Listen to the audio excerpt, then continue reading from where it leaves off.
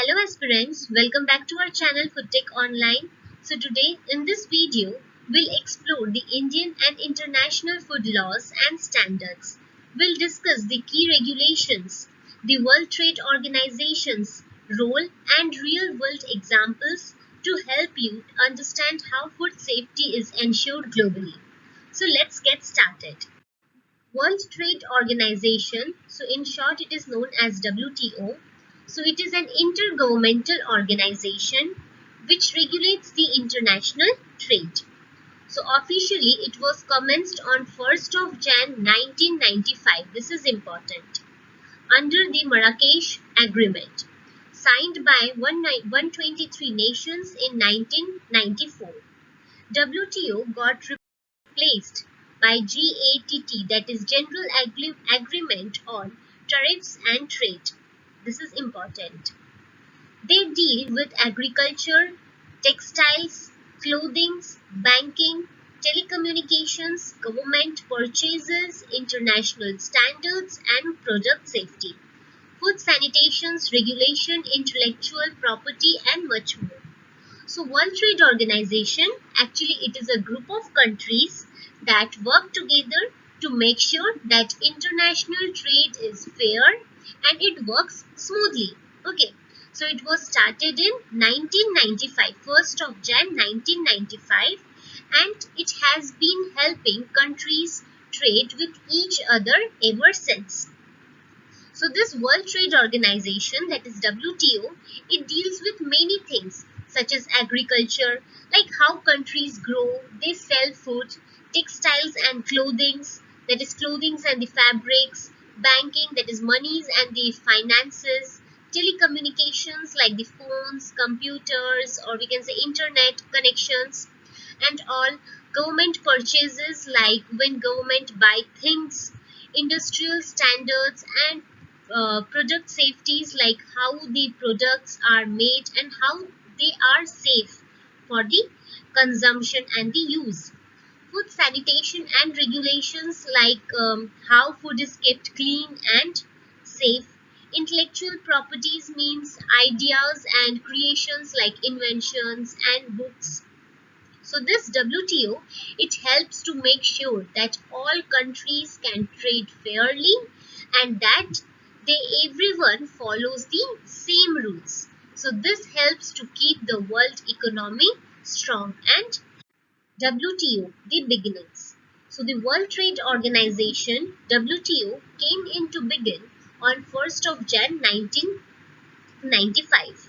So it extended GATT in two major ways. First one, the GATT became only one of the three major trade agreements that went into the WTO. And second one, the WTO was put on a much sounder institutional footings than GATT. It says that the World Trade Organization, it was created on 1st of Jan 1995. So it was a big step forward for the international trades. So what made the WTO different from its predecessors? The General Agreement on the Tariffs and Trade, that is GATT.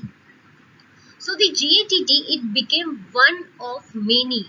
Means before the WTO, GATT was the main agreement governing the international trade.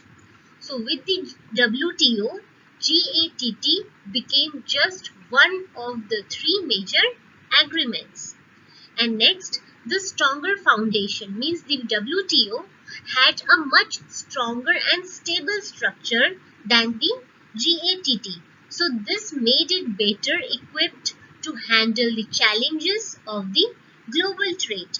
These changes, it helped to make the WTO a more effective organization for promoting free and fair trade among the countries. Now, why WTO? To arrange the implementation, administration and operations of trade agreements, to settle the disputes, trade relations, that is the issue deal with the under the agreements, to provide a framework for implementing of the results arising out of the deliberations which taken place at in ministerial conference level, manage effectively and efficiently the trade policy review mechanism, that is TRIM, trade policy review mechanism. Next, to create more together relationship with all the nations in respect of the global economy. So this means that the World Trade Organization, it plays a crucial role in regulating international trades. Like first one, that is implementing and administrating the trade agreements. So this WTO, it ensures that the rules and regulations outlined in the trade agreement, these are followed. It resolves the disputes, like when the countries they disagree over the trade matters. This WTO, it provides a platform for them to settle their disputes peacefully. Next one, that is addressing trade relation issues. So the World Trade Organization, it helps country to work together, resolve the problems related to the trades and the issues. So next one, that is providing a framework for implementing ministerial conference decisions. So this World Trade Organization, it supports to actually it suppose the implementations of decisions made at the highest level of international trade governance. TRIM, that is Trade Policy Review Mechanism. So the WTO, it oversees a process that regularly reviews the trade policies of its member countries. So we can say that this WTO, it works to foster stronger relationships among nations and the countries to a more integrated global economy. Functions of WTO.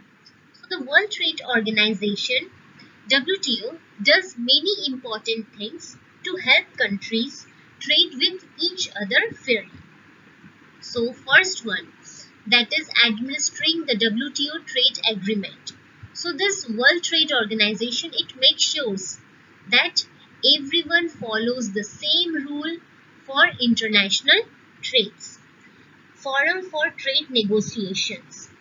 So this WTO, it provides a place for countries to discuss and negotiate the trade details.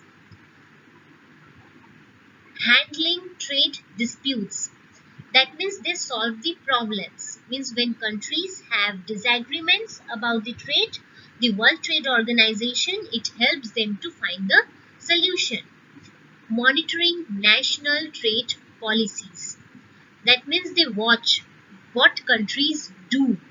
Like the WTO, they keep tracks of what countries are doing in terms of the trade. Technical assistance and training for developing countries.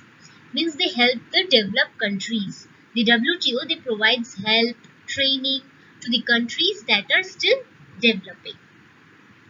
Cooperation with other international organization. So this World Trade Organization, that is WTO, they works with other organizations that also deal with the international trade. Principles of World Trade Organization. So the basic principle of World Trade Organization is trade without discrimination. That is most favored nation, MFN, treating other people equally, and national treatment, that is treating foreigners and other locals equally. Next, that is freer trade, that is gradually through the negotiations, predictability through bindings and transparencies, promoting fair competitions, encouraging development and economic reforms. So this World Trade Organization, it is based on the principle of fair treatment for all countries.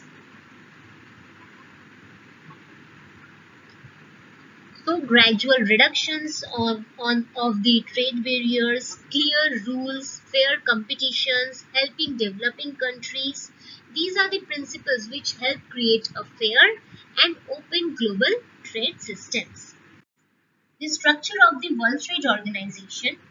The World Trade Organization has a structure with the Ministerial Conference at the top, and it is followed by the General Council, Dispute Settlement Body, and the Trade Policy Review Body, and other various committees and the councils. So this structure helps the WTO to manage trade rules, resolve the disputes, promote fair trade. The role of the World Trade Organization. So the main goal of World Trade Organization is to help trading industry to become smooth, fair and predictable. So it was organized to become the administrator of the multilateral trade and business agreement between its member nation. So it supports all the offering negotiations for the latest agreements for trade, and this World Trade Organization, it also tries to resolve trade disputes between member nations. Secondly, the multilateral agreements are always made between the several countries in the past, and because of this such agreements it become very difficult to negotiate. But once it becomes these are so powerful that and influential that once all the parties they agree and sign the multilateral agreement, the World Trade Organization, it will act as an administrator. So if there are any unfair trade practices or dumpings, there is a complaint filed, and the staff of World Trade Organization are expected to investigate and check if there are violations. So based on the multilateral agreements. This means that the World Trade Organization, it plays a crucial role in promoting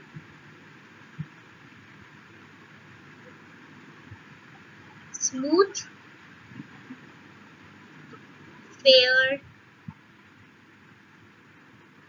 predictable international trade. So it facilitates the trade agreements like the World Trade Organization. It helps country to negotiate and it implements multilateral trade agreements. So these agreements set the rules for international trades and they resolve the trade disputes, like if the countries they have disagreements over the trade. So World Trade Organization, it will provide a platform for them to resolve their disputes peacefully. Even they monitor the trade practices, like they keep their eye on the trade practices to ensure that all the countries they are complying with the rules set out in the trade agreement. And even they investigate the complaints, like if a country they believe that the another country is violating the trade rule, then it can file a complaint with the World Trade Organization. That means the World Trade Organization will then investigate the matter and take its appropriate actions. So overall we can say that this World Trade Organization, it works to create a level playing field for the international trades and to ensure that the trade it benefits all the countries involved. So agreement on sanitary and phytosanitary measures, that is SPS. So it is an important part of World Trade Organization.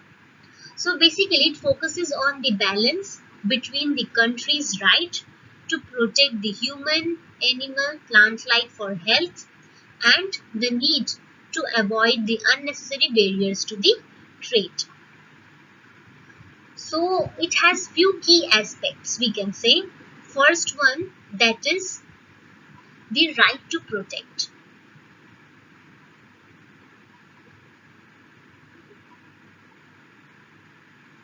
Like countries, they have the right to take the measures to protect their people, animal, plants from the diseases and the pests. And secondly, avoiding unnecessary barriers. Avoiding unnecessary.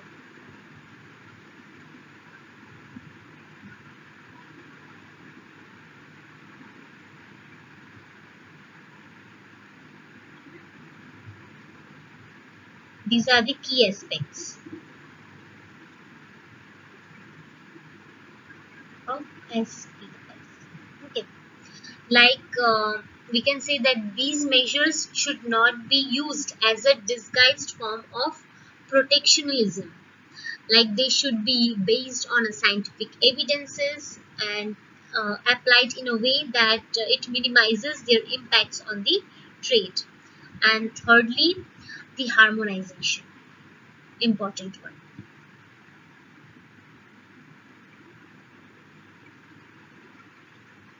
Like this SPS in agreement, it encourages countries to harmonize their sanitary and phytosanitary standards to reduce trade barriers. Fourth one, transparency.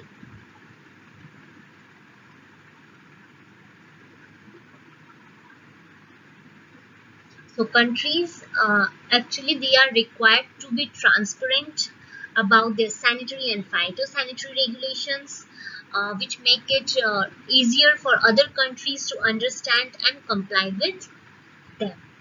So overall, we can say that this SPS agreement, it aims to ensure that the countries can protect their people and the environment, while also they can promote free and fair trade practices. Main provisions of SPS agreement: non-discrimination, scientific justification like harmonization, risk assessment, consistency, and least trade restrictiveness; equivalence, regionalizations, transparency, technical assistance, spatial treatment, control, inspection, and approval procedures. So this SPS agreement actually it requires countries to base their sanitary and phytosanitary measures on science, avoid the discriminations, and it should be transparent. So this helps ensure that fair trade while protecting their human, animal, and the plant health. SPS measures definitions Annex A. So measure taken to protect from. First one, that is human and animal health. So this is important. From risk arising from the additives, contaminants, toxins, and disease. Organisms in food, drink, feedstuffs. Human animals from plant or animal carry diseases. Animal or plant life from pests, disease causing organizations. Country from damage caused by entry, establishment, or spread of pests. So basically, this SPS agreement that is on the sanitary and phytosanitary measures, SPS, it defines measures as those taken to protect from human or animal health, from human life, animal life, and from the country. So in short, we can say that in essence of this SPS, it measures these are designed to ensure the safety and quality of the food and the agricultural products, as well as to protect human, animal, and plant health.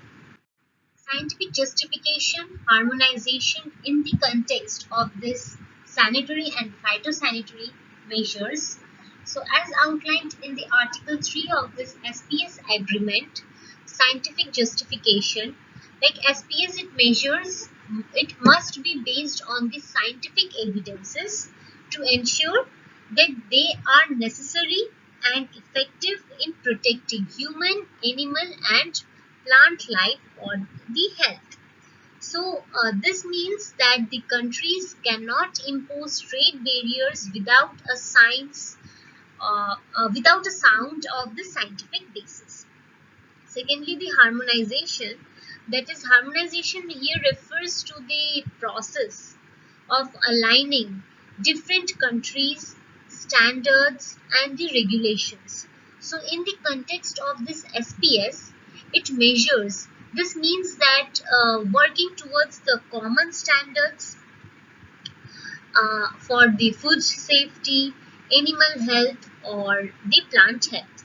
So this harmonization can help reduce trade barriers and facilitate the international trade. Now this image, it introduces the three key standard setting organizations. First one, that is the Codex. Codex, it stands for basically this Codex, it is a joint FAO and WHO Codex Alimentarius Commission, which develops international food standards for the food safety. Next, OIE. So OIE, it is the World Organization for Animal Health, sets standards for the animal health and its welfare. And third one, that is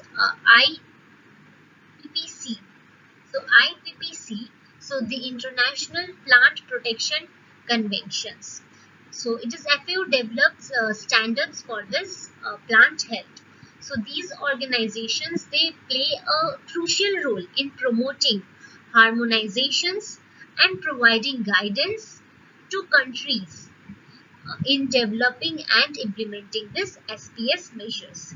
So full form is given over here: Codex, OIE and IPPC.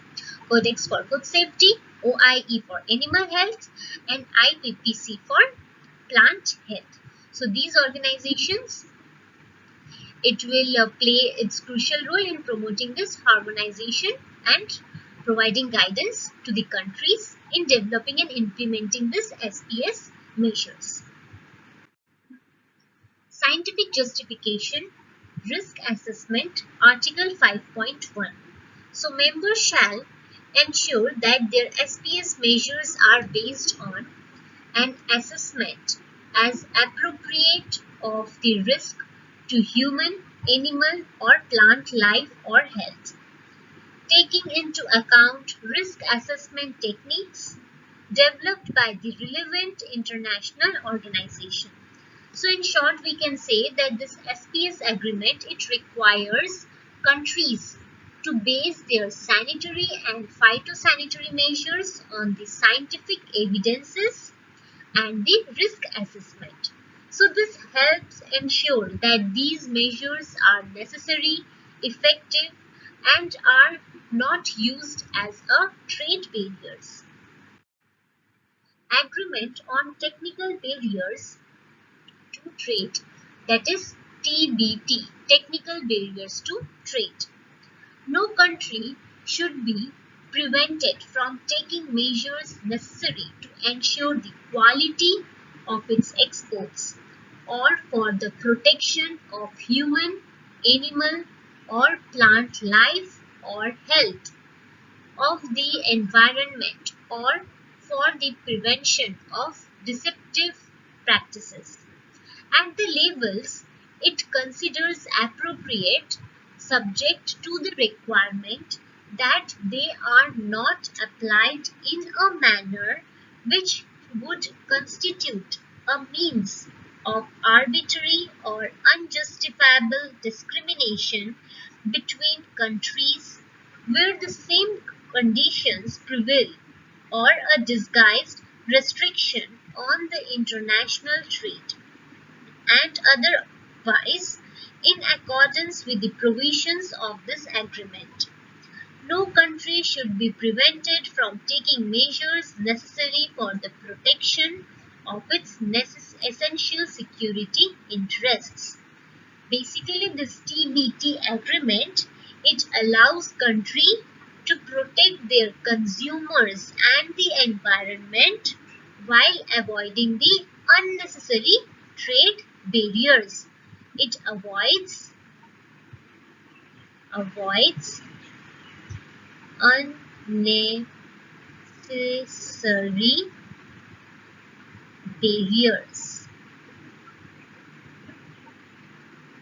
Even it promotes harmonization, transparency to reduce this trade barriers.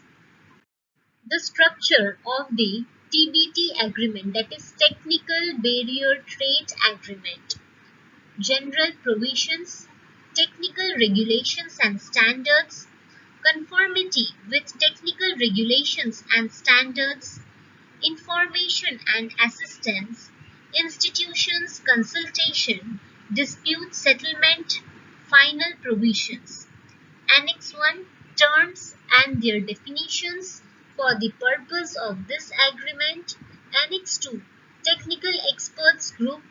Annex 3, code of good practice for the preparation, adoption and application of standards. Basically, this TBT or agreement, it is a part of the World Trade Organization rule, so that help countries protect their consumers and the environments while it avoids the unfair trade practices. So it has a clear rules for technical regulations and the standards, and even it provides help to develop the countries. The philosophy of the TBT, that is Technical Barriers to Trade Agreement, which actually it aims to ensure that the countries they use the standards and regulations fairly when trading. So first one, that is the technical regulations. So these are actually the rules that products must meet, such as its safety or the quality requirements. So standards actually these are the part of these regulations. Next, the conformity assessment. So this is the process of checking if product meets the regulation, like testing products or certifying the products, managing the quality. Last one, that is the accreditations. So this step confirms that the organization doing the testing, certifications and or quality managements, these are competent and reliable. So the arrow actually shows the standards influence both the regulations and the conformity assessment process. Technical regulations and standards. Preparation, adoption, application of technical regulations by central government, by local government bodies, and of the standards. So this TBT, that is Technical Barriers to Trade Agreement, it is a vital part of the WTO, that is World Trade Organization rules that ensures fair and open trade by regulating technical regulations and standards. So basically it helps countries to protect their consumers and environment while avoiding the unnecessary trade barriers. So this TBT agreement, it promotes the harmonization and transparency to reduce trade barriers and facilitate the international trades.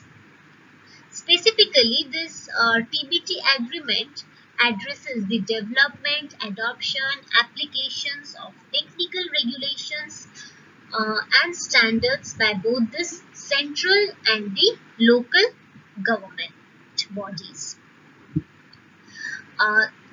So this ensures that the product it meets necessary requirements for the safety, quality and other relevant factors, while also it promotes fair competitions and protecting consumers.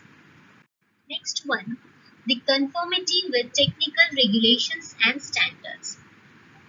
Procedures for assessment of conformity with central government bodies.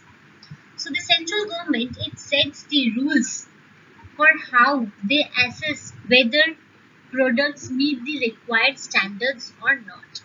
Next, the recognition of conformity assessment by central government. So the central government also recognizes and accepts the assessments done by other bodies. And lastly, the procedures for assessment of conformity by local government bodies. The local government bodies can have their own processes for assessing whether products it meets the standards. So in short, we can say that both the central and local governments have systems to check if the products meet standards, and the central government also accepts assessments and others. The difference between the SPS measures and the TBT measures. So till now what we have studied, firstly SPS it stands for sanitary and phytosanitary measures.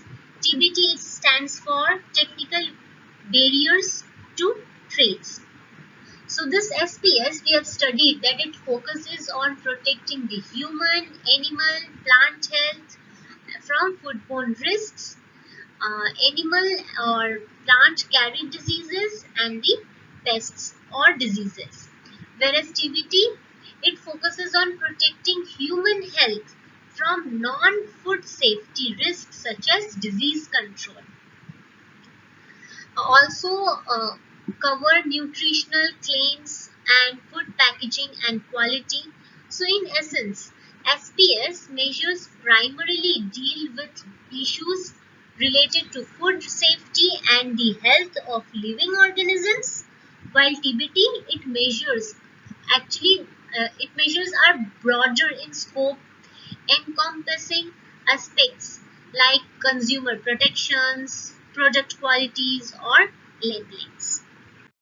Again, the difference between SPS and TBT. So, however, a regulation or legislation could consist of two components, one falling under the SPS agreement or falling under the TBT agreement.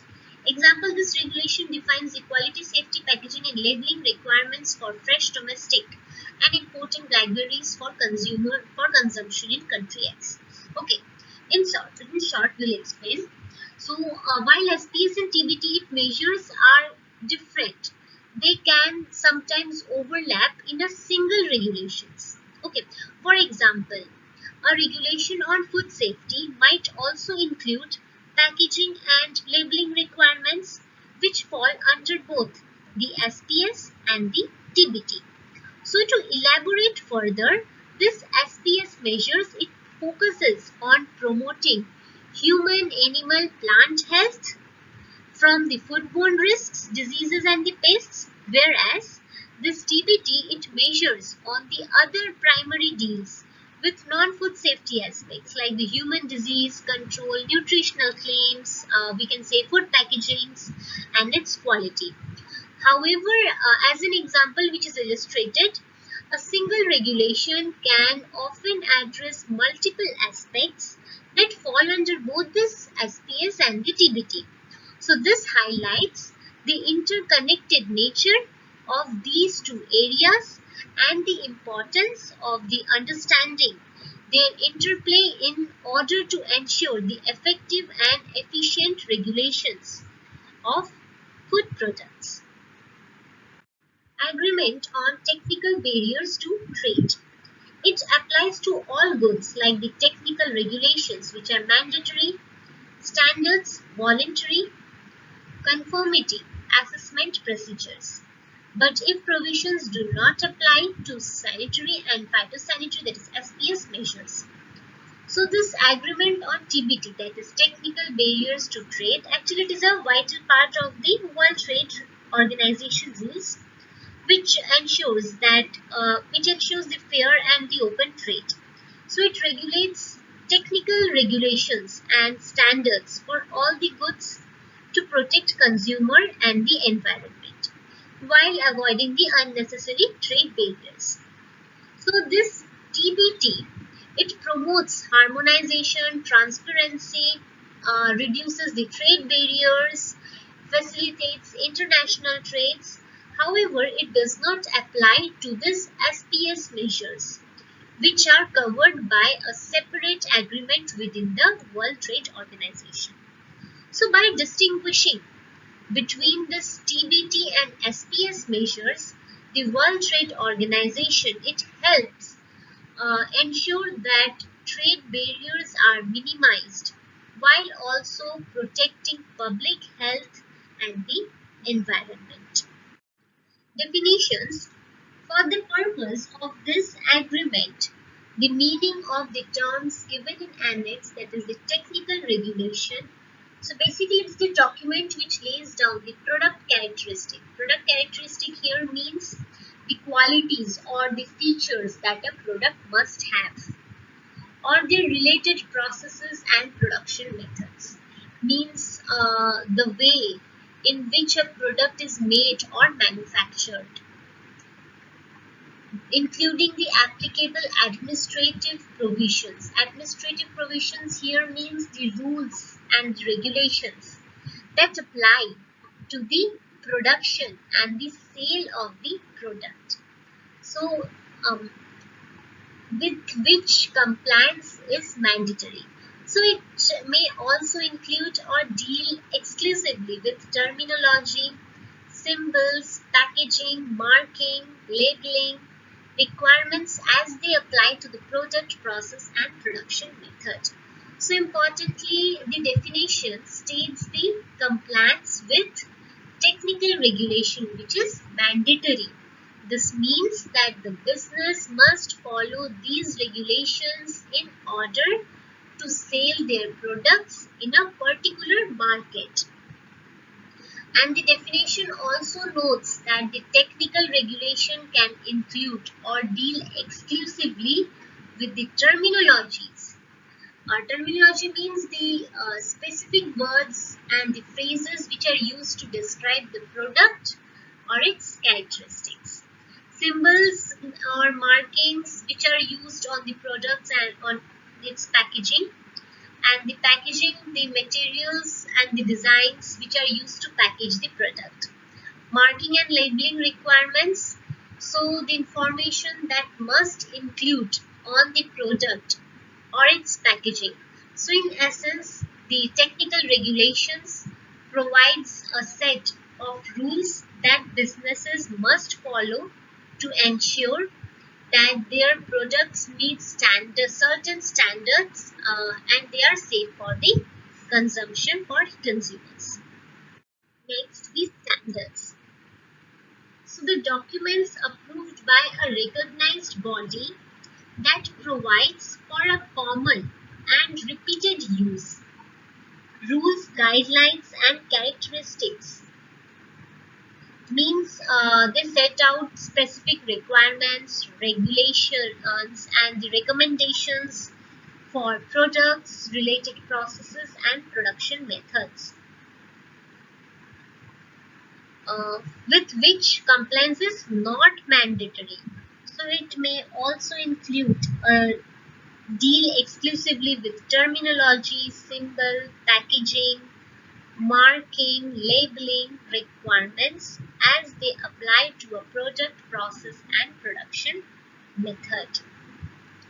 So basically for the common and repeated use, like it is intended to be used by multiple parties and on a regular basis. Even it is not mandatory, means the compliance with standard, it is voluntary, unlike the technical regulations. So the definition also notes that the standard can include or deal exclusively with the terminology. What is terminology? We just discussed specific words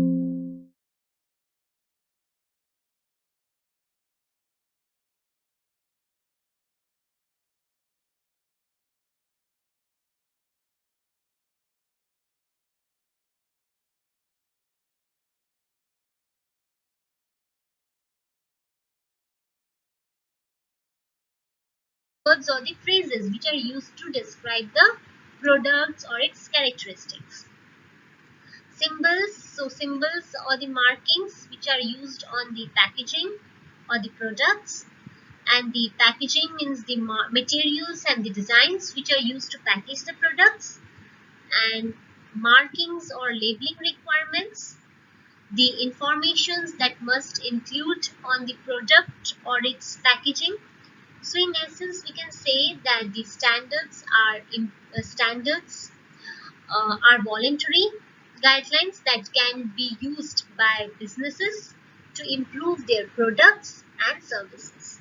While it is not mandatory means adhering to the standards which can provide competitive advantages, and it can even demonstrate a commitment to the quality. Third one, that is conformity assessment procedures. So any procedure used directly or indirectly to determine that the relevant requirements in technical regulations or standards are fulfilled. This agreement deals only with the technical regulations, standards and conformity assessments, procedures related to products or processes and production methods. So this TBT focuses on the products and how they are made. It doesn't cover the services. Okay. So this TBT agreement, it defines the conformity assessment as a procedure, as any way to check if the product it meets the rules and the standards which are set by the technical regulations. So these rules are and the standards are about how products are made and what they should be like. So conformity assessment procedures are like way to make sure that the products are good enough and they follow all the rules and the guidelines. Basic principles. So this TBT agreement, it is based on the principles that help ensure fair and open trade. So these principles, it includes avoiding unnecessary obstacles, having the clear purposes, non-discriminations, harmonizations, equivalence, mutual recognitions, and the transparency. Code of good practice. So members shall ensure that the central government standardizing bodies accepts and comply with the code of good practice for the preparation, adoption and application of these standards. They even shall take such reasonable measures as they may be available to them to ensure that local governments and non-governmental standardizing bodies within their territories, as well as regional standardizing bodies for which they or one or more bodies within their territories are members, accept and comply with this code of good practice. Standardizing bodies that have accepted and are complying with the code of good practices shall be acknowledged by the members as complying with the principles of this agreement. So basically, the code of good practice, it is a set of guidelines for standardizing the bodies to follow when developing and implementing standards. So it helps ensure that standards are transparent, fair and consistent with the principle of the TBT, that is technical barriers to trade agreement, which is followed by the code standardizing bodies which can contribute to more open and efficient trading environments. So with this, we have completed our discussion on the key regulations, the World Trade Organization's roles, principles, and the real-world example to help us understand how food safety is ensured globally. So I hope you found this video helpful. So till then, thank you and enjoy learning.